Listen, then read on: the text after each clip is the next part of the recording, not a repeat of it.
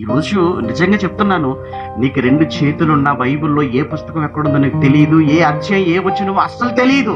అలాంటి భక్తులు కూడా ఉన్నారు బైబిల్ పట్టుకొని వచ్చేవాళ్ళు. అవునో కాదో మీకు తెలుసు.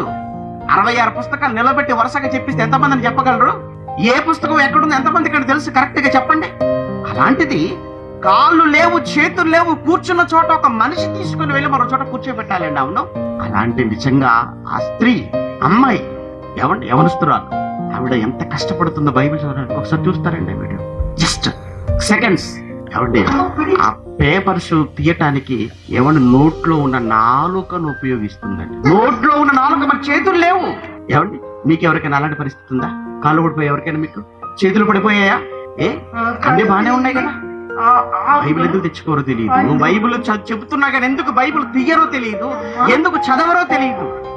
నీకు ఉన్న 2 కాళ్ళు పడిపోయి 2 చేతులు పడిపోతే నీ పరిస్థితి